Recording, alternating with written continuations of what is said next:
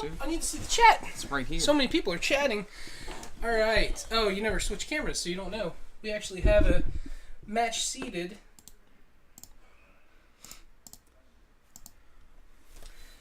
I need to update the life. Change the names. Who's...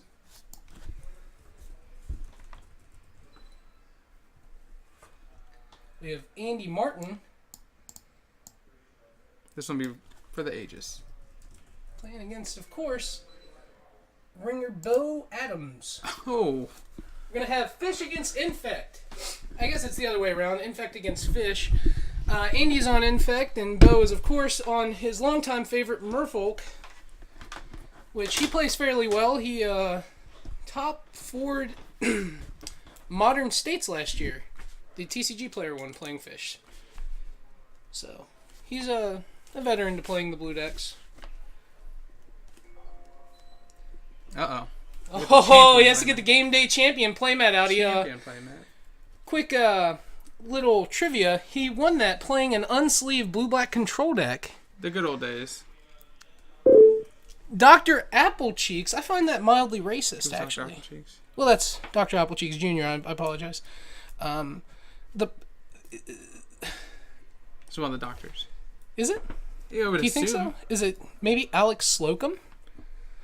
Alright, but here we go, and they're going to start off. I was unable to see who won the roll. I was not staring at it like I should have been. It looks like Bo has a decent hand, but he might ship it back. I don't know. He has a decent mix of spells and lands. It looks like he has 3 lands. Maybe only 2. I can't tell if that card on the left is a Nykthos or not. That's a little awkward if he's playing Nykthos. I don't know why it would be.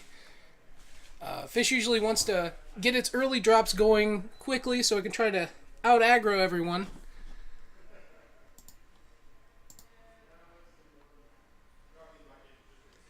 And Andy mulled to 6. He did not like the look of that Infect hand. Did it post? Huh? Oh, yeah. You got it.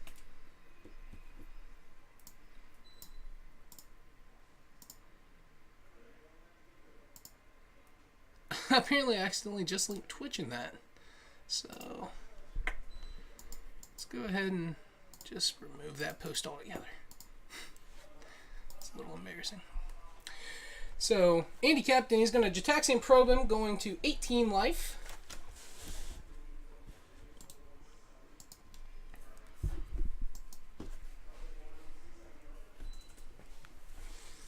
Taking a glimpse of Bo's hand, he doesn't seem like he wrote it down, which is a little awkward. Generally, I would suggest always writing down the hands off of a Jataxian Probe, a Thoughtseize, Inquisition, anything like that. It's just better to have the information. And Bo led with maybe the most scary card, a turn 1 Aether Vial. If it goes unchecked, and if Andy doesn't have a way to pretty much win very early, this could be a game for Bo easily. Aether Vial is a very scary card if it stays unchecked. Just got to remember the counter in your upkeep. And Bo puts a die on top of his deck as an indicator. And he's going to draw. Looks like that is an Inkmoth Nexus to come down. He's going to pass it back. Counter on 1. Looks like Lord of Atlantis to his hand. He has a decent mix of Lords. He does have a Curse Catcher also, which is nice. I assume he's going to play a Lord here. Probably Master of the Pearl Trident. And he can flash in a Curse Catcher with the Aether Vial, and then it'll go up to 2 next turn. He gets to cast another Lord off the Vial. So right now, 17 to 20. I forgot to mark down the fetch. A little different. Hope if I had number lock on.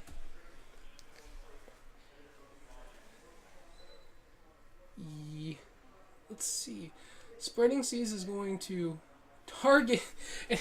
In response to the Apostle's Blessing, Bo's going to flash in a Curse Catcher, sacrificing it to counter the Apostle's Blessing unless he pays an additional 1. And he's going to go down to 15 in the process to even cast the Apostle's Blessing. And Spreading Seas has hit Inkmoth Nexus.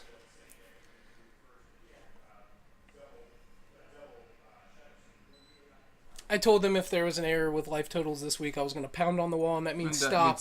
And I will be right over Hopefully I don't have to do that. Hopefully everyone pays attention to what they're doing. Noble Hierarch's going to come down for Andy. And Bo drew a Vapor Snag, and that's a pretty good card against Infect. None of them have hexproof, and the only thing that can help them is Apostle's Blessing. So Aether Vial's on 2, and we have 3 islands in play.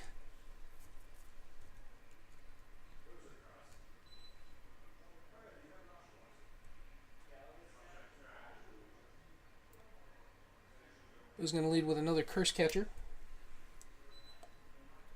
followed by a Lord of Atlantis. And Andy does have 2 islands, even if the Ink Moth somehow loses the Spreading Seas, he still has the Breeding Pool as an island. So the Merfolk are unblockable right now. Well, when he plays the Master of the Pearl Trident, even the Lord of Atlantis will be unblockable.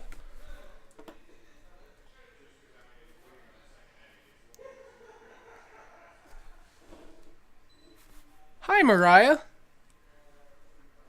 I don't know who Mariah is. I'm not sure I know who Mariah is either, honestly, but hello, it's nice to meet you. Thank you for watching.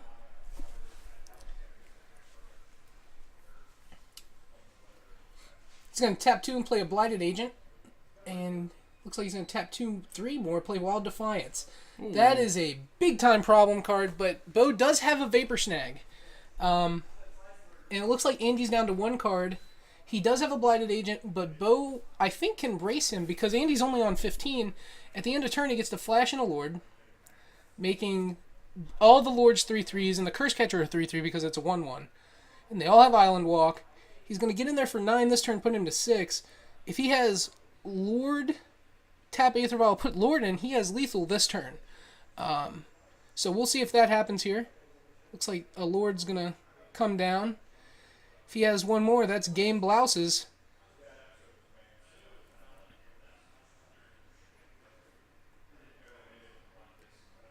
Yep, he's going to get in there for 12.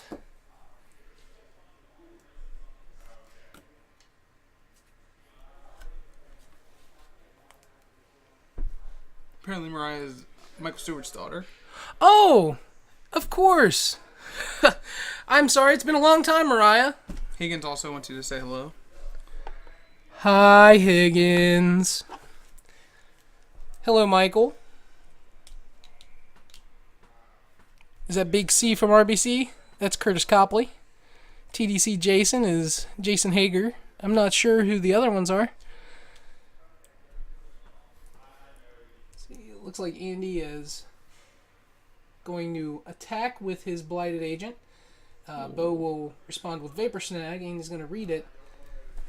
Oh, yeah. Andy has quite a few lands out there. Andy does. For Infect, he drew a lot of lands. If you hear a loud buzzing sound in the background, oh, yeah, that's not good. And it looks like Bo got that one. We have a slight technical error, I guess, is what you would call it. We currently have a heater going off and warming us up or cooling us off. I'm not sure what it's doing, but it's loud. Might be a hot water tank. Currently in a closet.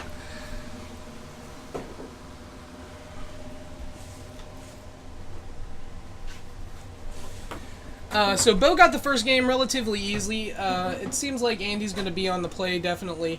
In fact, he didn't have a super strong hand. Not all the way, just enough. Well, sure. Just don't pull it shut because I don't know if it opens. That's fine. If you just pull it as close as you can. Yeah, it turns out a heater does not cool you off. It actually, for some reason, makes you warmer.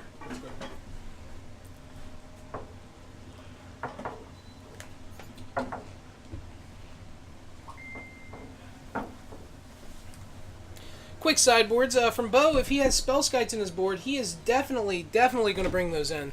Spellskite is unreal good against Infect. Another card that he might bring in is Kira Great Glass Spinner. I'm not entirely sure if he'll bring it in. It's just another card. Threads of Disloyalty, perhaps.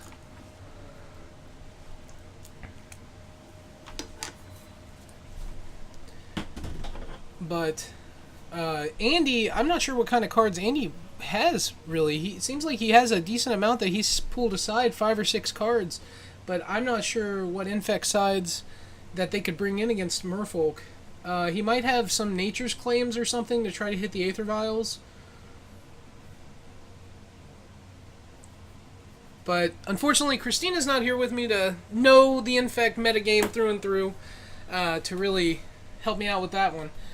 So if the chat happens to have any idea what Blue-Green Infect could possibly bring in against Fish, let's talk about it. Quick pile shuffles. That was an incredibly fast game 1.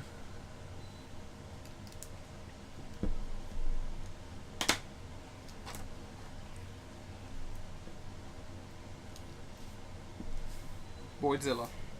Boydzilla. He's well-known. Well, I don't know how well.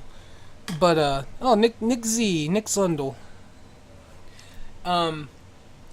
Bo has defeated Tomoharu Saito in a Grand Prix, which is pretty cool. It's not anything, huge.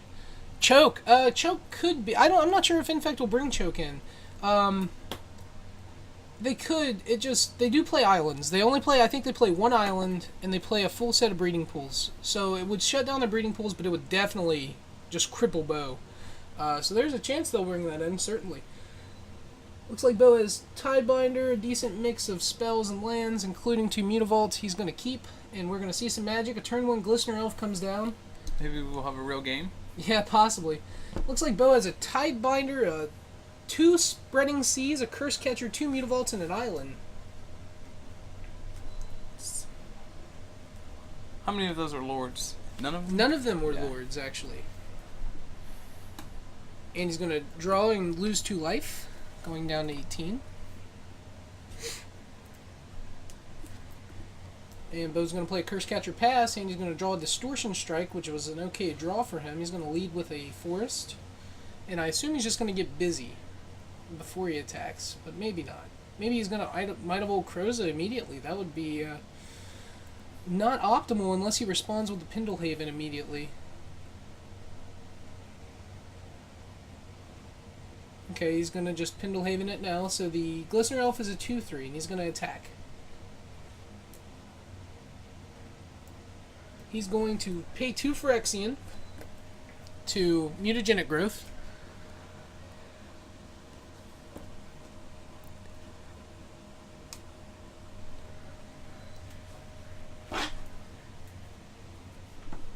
Yeah, the fun part about Modern is getting to see all the cards that you might not have been able to play with before. And I was lucky enough to play with, so far, all of these cards while they were in Standard. And they were all fun while they were in Standard. Oh, Bo has Tidebinder Mage for the Glistener Elf. That is very good. And if Andy has the Apostle's Blessing, he has the Curse Catcher to stop it. This is going to put Andy in a very awkward... Bo's going to get busy with the Curse Catcher, putting him down to 15. So now Bo's on the aggression.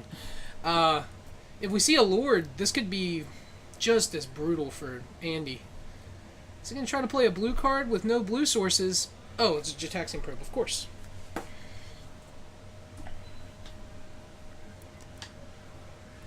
Yeah, Dismember could come in.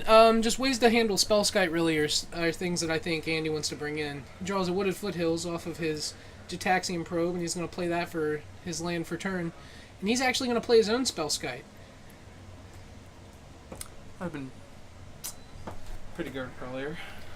Yeah, I think, I'm not sure, but I think Tidebinder Mage could still tap down the Glistener Elf because Spellskite's not a legal target. It can't legally it's not a change green or a red itself to creature. target, I'm not fair sure, enough. but Yeah. I'm pretty sure that's how it works. I'm not 100%. Ooh. 24 viewers.